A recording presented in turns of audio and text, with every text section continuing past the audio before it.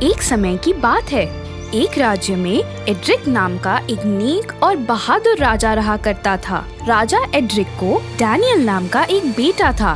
Daniel धनुर्विद्या में कुशल था। शिकार करना तो उसे बहुत पसंद था। वो अक्सर अपने दोस्तों के साथ शिकार करने जंगल में जाता था। ऐसे ही एक दिन डैनियल अपने कुछ दोस्तों के साथ शिकार पर गया, लेकिन अचानक जोर की बारिश होने लगी, बादल गरजने लगे। इसीलिए डैनियल और उसके दोस्त बारिश से बचने के लिए अलग अलग दिशाओं में भागने लगे और इसी भागा दौड़ी में डैनियल अपने दोस्तों से अलग हो गया और धीरे धीरे अंधेरा हो जाता है और राजकुमार एक पेड़ के नीचे सो जाता है। अगले दिन सुबह चारों तरफ हरियाली छाई हुई थी। प्रकृति का ये सुंदर रूप देखकर डैनियल अब भूख प्यास भूल गया था। थोड़ी दूरी तय करने के बाद उसे एक घर दिखाई देती है। डैनियल उस घर के पास जाता है, पर अंदर उसे कोई नहीं दिखता। थोड़ा ढूंढने के बाद उसे घर के पीछे एक तालाब दिखाई देता है और उस तालाब के किनारे उसे एक सुंदर परी दिखाई देती है। परी इतनी सुंदर थी कि डैनियल उसकी खूबसूरती में खो गया। परी डैनियल को देखकर मुस्कुराई और वो बोली, आप कौन हैं? क्या आप किसी को ढूंढ रहे हैं? परी की मधुर आवाज सुनकर डैनियल को उससे प्रेम हो जाता है। जी हाँ, नहीं, मतलब मेरा नाम डैनियल है। मैं एक राजकुमार हूँ। मैं इस जंगल में शिकार करने अपने कुछ दोस्तों के साथ आया था। कल रात को तूफान की वजह से हम सब अलग हो गए थे। जंगल के उस पार इतना सुंदर बगीचा है, मुझे नहीं पता था। ये दृश्य देखकर मेरा मन तृप्त हो गया। ये तालाब का पानी मन को कितनी शांति प्रदान कर रहा है। क्या मैं आपके तालाब से थोड़ा पानी पी सकता हूँ? आप अंदर आइए। खाली पेट पानी नहीं पीना चाहिए। आपने कल रात से कुछ खाया नहीं होगा। मैं आपको खाना परोसती हूँ, फिर आप जी भरकर पानी पी लीजिएगा। परी डैनियल को खाना खिलाती है। डैनियल को खाना बहुत पसंद आता है। हर दिन महल का खाना खा खा कर डैनियल अब ऊब चुका था। वो परी से पूछता है, तुम परी होकर एक छोटे से घर में रहती हो, ऐसा क्यों? तुम्हारा नाम क्या है? क्या तुम घर में अकेले रहती हो? मेरा नाम फ्लोरा है। मैं अकेले ही रहती हूँ। मुझे मेरे रानी परी ने श्राप दिया है। मैंने तभी खाना बनाना सीखा। क्या आपको खाना पसंद आया? तुम्हारे हाथ का खाना मुझे बहुत पसंद आया। मैं आज रात यहीं रुकना चाहूँगा, अगर तुम अनुमति दो तो। आप राजकुमार हैं। अगर आप मेरे इस छोटे से घर में रहें तो मुझे खुशी ही होगी। फ्लोरा ने उस रात दोनों के लिए खाना बनाया और दोनों ने उसे बड़े आराम से खाया। अगली सुबह डैनियल फ्लोरा से पूछता है, आखिर तुम्हें रानी परी ने श्राप क्यों दिया?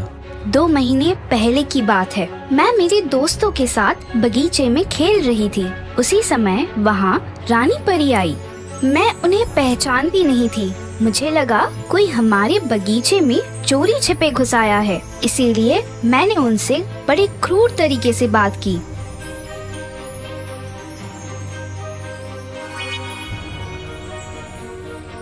तभी रानी परी ने गुस्से में आकर मुझे श्राप दिया और इस जंगल में अकेले छोड़ दिया। मेरे पिताजी मुझसे कभी कभार मिलने आ जाते हैं। कल ही वो आने वाले हैं, तभी आपको उनसे मैं मिलाती हूँ।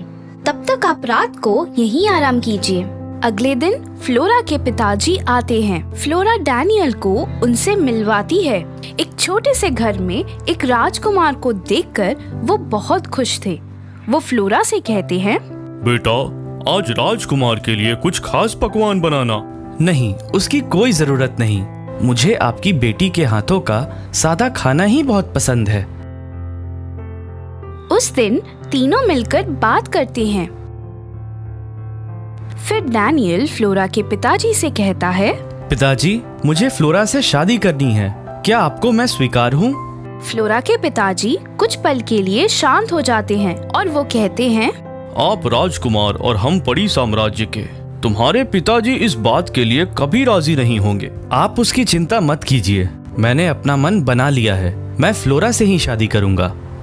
थोड़ी देर बाद फ्लोरा के पिताजी ने उसे ये बात बताई कि फ्लोरा भी डैनियल से प्रेम करने लगी थी। तभी डैनियल वहाँ आता है। तुम्हारे पिताजी ने तो मुझे मंजूरी दे दी है, बस तुम्हारे मन में क्या है वो मुझे जानना है। फ्लोरा भी अपनी मंजूरी दे देती है। वो डैनियल से कहती है, लेकिन मेरी एक शर्त है। मेरा श्राप 2 साल तक मुझे इस जंगल से बाहर जाने नहीं देगा। शादी के बाद आपको मेरे साथ यहीं रहना होगा। मुझे मंजूर है। दोनों की शादी हो जाती है। डैनियल, फ्लोरा और उसके पिताजी तीनों एक साथ एक परिवार में रहने लगते हैं। देखते देखते उनकी शादी को 2 महीने बीत चुके थे। एक दिन जब डैनियल और फ्लोरा तालाब के किनारे अपना वक्त गुजार रहे थे, तभी उनके घर के पास उन्हें 3-4 सैनिक दिखाई दिए। डैनियल ने देखा कि राज्य के सेनापति और प्रधान जी आए हुए थे। प्रधान जी ने डैनियल से कहा, राजकुमार, 2 महीने से राजा रानी आपकी प्रतीक्षा कर रहे हैं। रानी की तबीयत खराब होती जा रही है। इस वजह से महाराज का ध्यान राज्य के कारोबार में नहीं लगता। इसलिए आपको जल्द से जल्द अपने राज्य के लिए वापस चलना होगा। आप पिताजी से कह दें कि मैंने फ्लोरा से शादी कर लिया है और मैं उसके साथ यहीं रहूंगा। आप राज्य वापस जाएं और मेरा ये समाचार उन तक पहुंचाएं। प्रधान जी के बार बार विनती करने पर भी डैनियल उनके साथ राज्य वापस जाने को तैयार नहीं हुआ, पर अपनी माँ की खबर सुनकर वो उनके साथ अपने राज्य लौटने को मान जाता है। फ्लोरा श्राप के कारण डैनियल के साथ उनके राज्य नहीं जा सकती थी, इसीलिए डैनियल ने अपनी हाथ की अंगूठी निकालकर फ्लोरा को अपनी निशानी के तौर पर दे दी और राजकुमार अपने राज्य के लिए निकल पड़ा। 2 महीने बाद राजकुमार के लौटने की वजह से सारी प्रजा खुश थी। पूरे राज्य में त्योहार जैसा माहौल था। राजा रानी को अपने बेटे पे भरोसा था। डैनियल अपने माता पिता की अनुमति के बिना कभी शादी नहीं करेगा। जब डैनियल ने उन्हें फ्लोरा के बारे में बताया तो उन्हें इस बात पर विश्वास ही नहीं हुआ। उन्हें ये रिश्ता मंजूर नहीं था क्योंकि डैनियल ने एक परी से शादी की थी।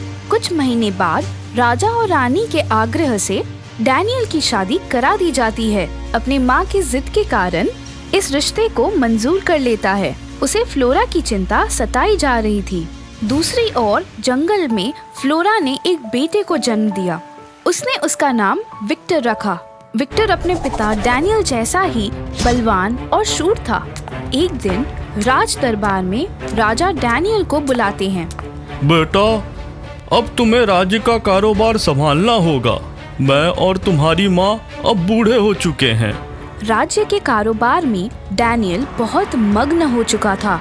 उसे फ्लोरा से मिलने की काफी इच्छा हो रही थी, लेकिन वो कभी राज कारोबार से वक्त निकाल नहीं पाया।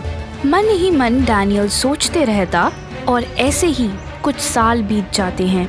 एक दिन राज्य का एक सैनिक डैनियल के पास आता है। महाराज, राज्य में चोरी की बहुत शिकायत है और चोर इतना होशियार है कि आज तक उसे किसी ने देखा नहीं। और हाँ महाराज, वो चोर सिर्फ धनवान लोगों के घर में ही चोरी करता है और धनवानों के घर से चोरी किया हुआ धन वो गरीबों में बांटता है। आज तक उसे कोई नहीं पकड़ पाया महाराज। प्रधान जी, एक काम करें, कल राज्य में जश्न का आयोजन करिए और सारी प्रजा को आमंत्रित करें। एक कमरे में कीमती जेवरों की प्रदर्शनी लगाइए। कमरे के आसपास कड़ा पहरा लगाएं और जैसे ही चोर वहां आए उसे बंदी बना लो और मेरे सामने पेश करो। डैनियल के हुक्म पर राज्य में त्योहार का आयोजन किया जाता है। सारी प्रजा वहां उपस्थित होती है। विक्टर भी आता है। वो अपने थैले में सांप लेके आया हुआ था। उसने वो सांप निकालकर एक टेबल पर रख दिया। प्रजा सांप को देखकर यहाँ वहाँ दौड़ने लगी, जिससे सब जगह लोगों की भगदड़ सी मच गई। इस मौके का फायदा उठाकर विक्टर उस कमरे में गया और सारे जेवर वो अपने साथ चोरी कर ले गया। ये बात डैनियल को पता चलने पर उसने अगले ही दिन अपने राज्य में एक घोषणा करवाई। राज्य में होने वाली चोरी के लिए जिम्मेदार व्यक्ति स्वयं दरबार में हाजिर हो। उसकी होशियारी के लिए उसे इनाम दिया जाएगा। राज्य की ओर से उसे कोई कारावास की सजा नहीं सुनाई दी जाएगी। विक्टर जानता था कि राजा डैनियल अपने वचन के पक्के हैं। दूसरे दिन विक्टर राजा के सामने अपना गुनाह कबूल कर लेता है। डैनियल को उसकी सच्चाई बहुत भा गई। चोर का व्यक्तित्व देखकर राजा डैनियल को विश्वास ही नहीं हुआ कि ये एक चोर है। वो उससे कहता है, तुम चोर होकर भी चुराया हुआ धन खुद इस्तेमाल न करते हुए गरीबों में बांट देते हो।